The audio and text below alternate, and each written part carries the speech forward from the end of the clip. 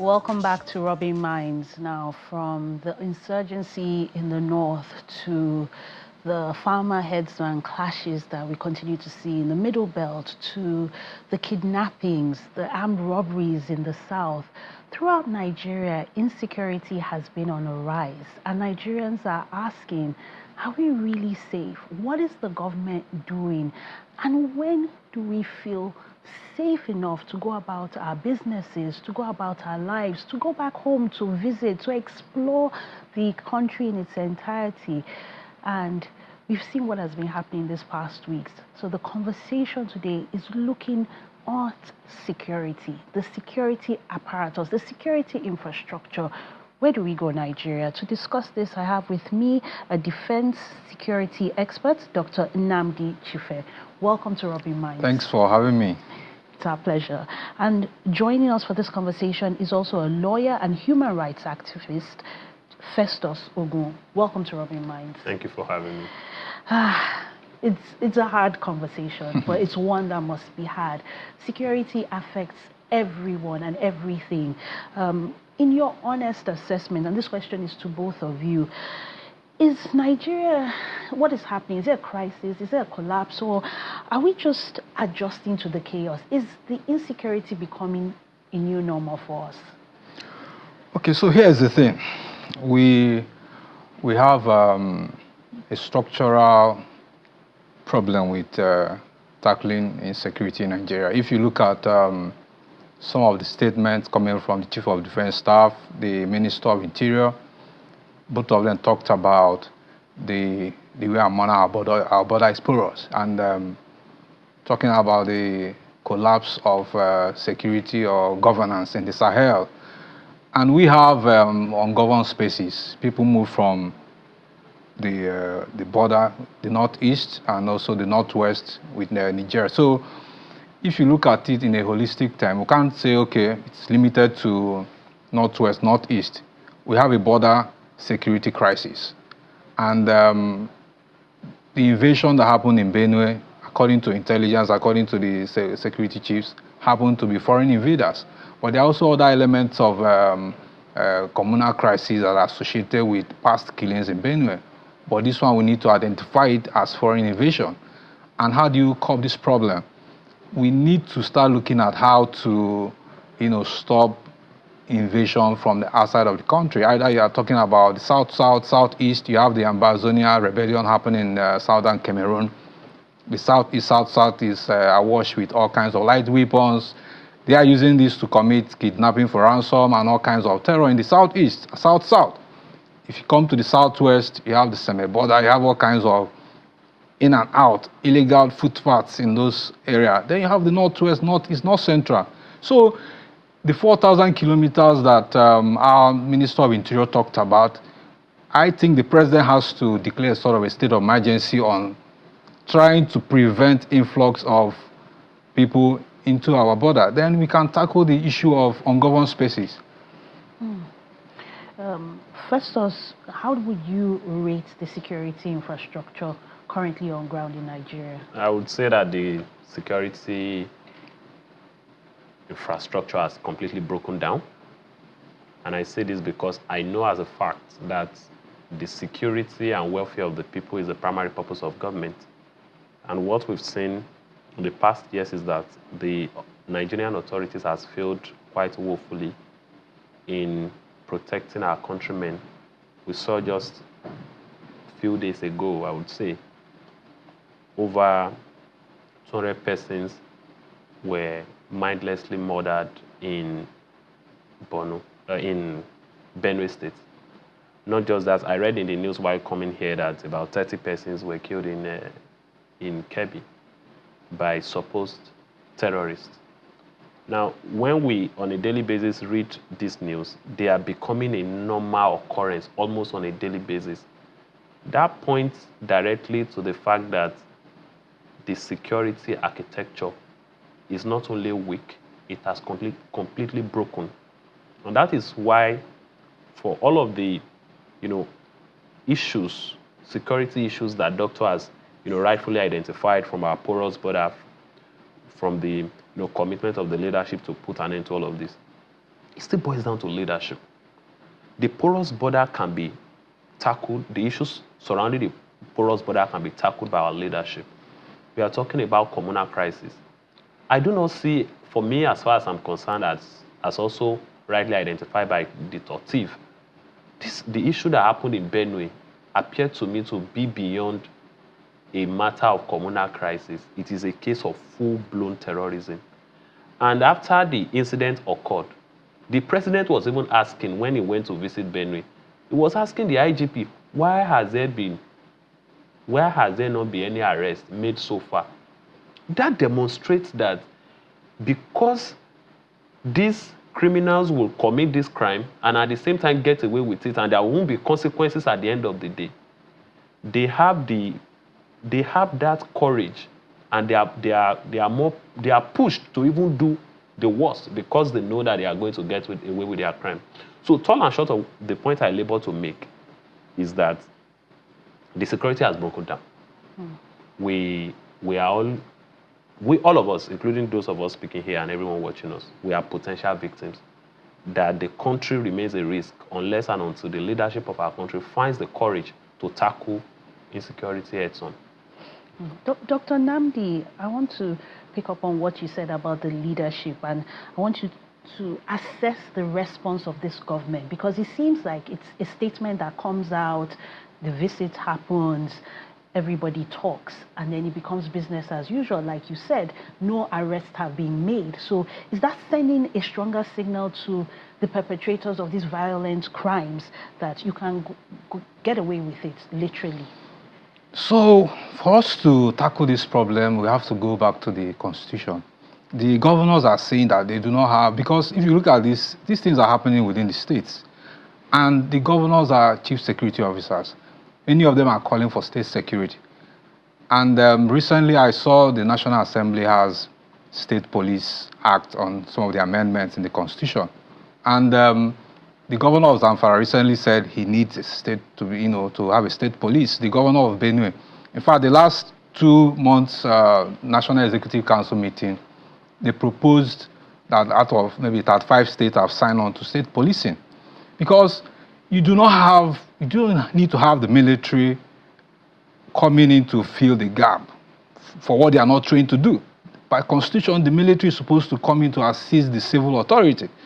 But where the police as an institution has not been properly equipped or funded or trained to tackle these problems, the military are not coming in with their capabilities. So I believe that it's not like states are not, authorities are not giving their best, but they are asking for a structure, a new ways to tackle this problem. If Benue has state police and also a governance structure in some of these places that are not governed, some of these places don't have government in place, and they are collecting federal allocation. So the idea that governors do not have security to deploy to tackle security threats in their state is also a problem. The military cannot police the entire state. The primary institution that ought to be tackling this problem is the Nigerian police force.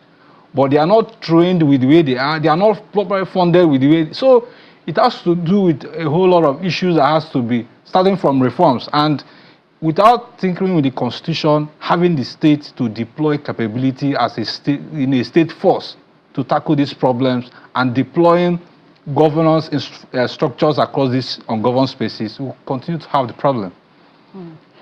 First of all, Nigerians are looking for answers and looking for solutions. And like you said, the mandate of government is to protect the lives and the property of the people.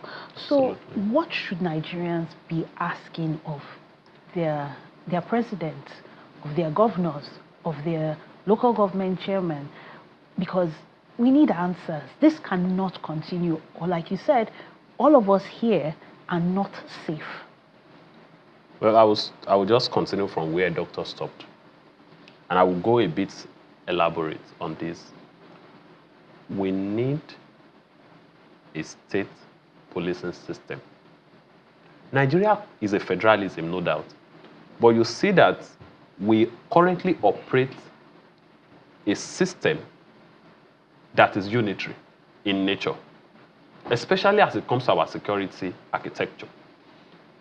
By dint of the Constitution and, in fact, the Police Act, it is right there that the head and the operational head of the Nigeria Police Force is the Inspector General of Police. Now, if this Inspector General of Police controls all the policemen in the country, including in our villages, this same Inspector General of Police is answerable to the President. So, even when we call the governor of a state the chief law officer of that state, we must ask ourselves the question, are we joking? Because the security architecture of that country doesn't lie in the hand of that governor. Have we not seen situations where we have a state governor who is having issues or belongs to a political party different from the political party heading the federal government of Nigeria? And you will see that, yes, he's the governor, but there are issues in the state and he can't really make directives. Look at the crisis going on in Osun State, for example. The local governments in Osun State are locked by the Nigerian police, headed by the Nigerian police force. So you see that the governors are not chief security officer of the state because the power of policing do not reside in them. And issues of security, these are a security expert. I'm a lawyer. It is the security, it's local. And that was when we even wanted to commence Amotekun some years back. There were protests, even from the federal government. And we had to tell them that, look, the framework of Amotekun, the legal framework surrounding Amotekun is, quite different. But is it sustainable for every state to start creating their Amotekuns? I do not think so. All we need is to put all hands on deck to ensure that the National Assembly amends the Constitution to ensure that we have state police. In fact, even if we are not giving all the powers to the state policing system, maybe basic issues of maybe communal issues and all of that, let's leave that to this. Maybe we should even share some of these roles. So we say that, for this kind of crimes, let the state take care of it. For this, let the federal take care of it. Maybe we should start from there, because some are making the argument that the state governments are going to misuse yes. this. I think but there is entirely no time that the issue of abuse will not arise, because power corrupts, absolutely. But we also need a system that will tame the wings of the executive or whosoever intends to abuse the state policing. So we cannot say that because, we are afraid that the governors would abuse the state police, then we shouldn't have it. We should not have it. That cannot be a sound argument. My own position is that whether it will be subject to abuse is an argument on its own, but the necessity of having a state police cannot be negotiated. What we need is to also have a measure in place that would check the excesses of these persons that the executive who will be in charge of the implementation of the state police. That's the way I see it.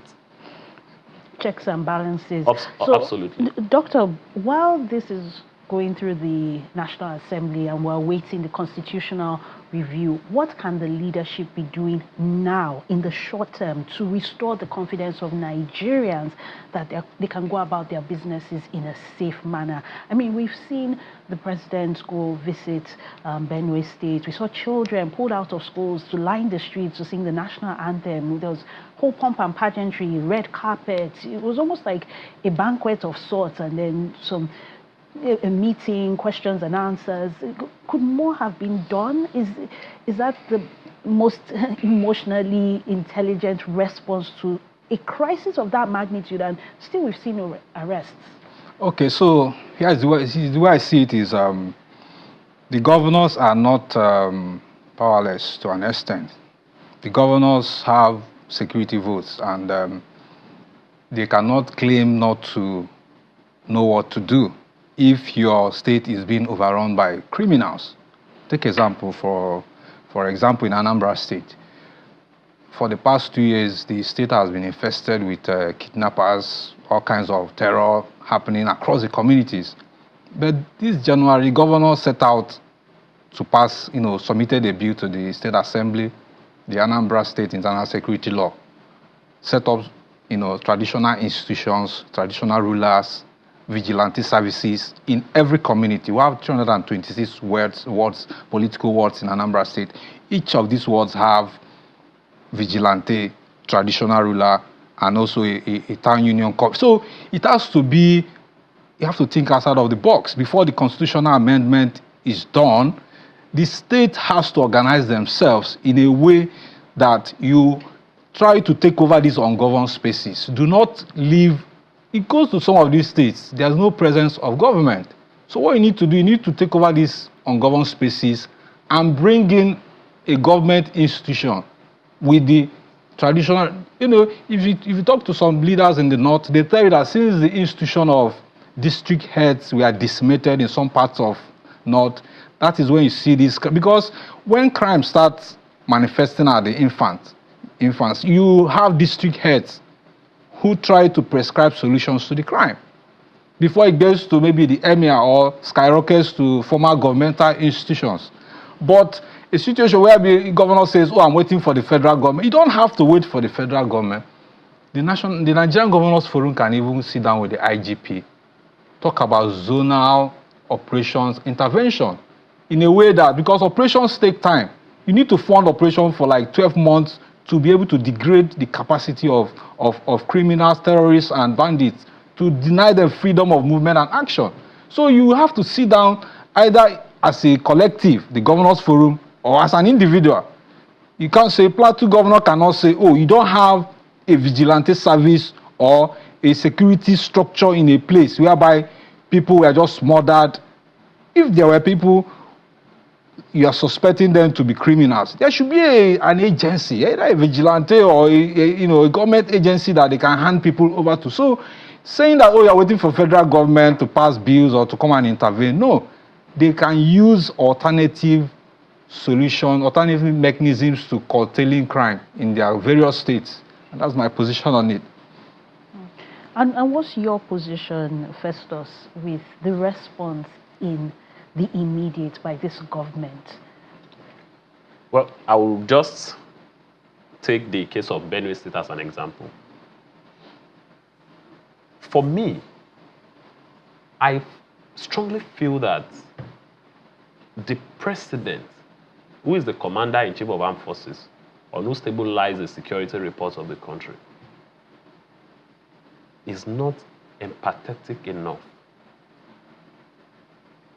in respect of security challenges that we experience on a daily basis.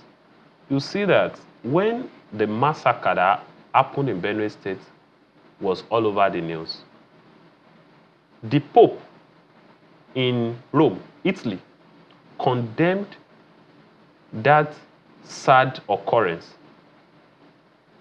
The president of Nigeria has not said anything. It took outcry by activists, by citizens in the media, before the president was compelled to release a statement at night.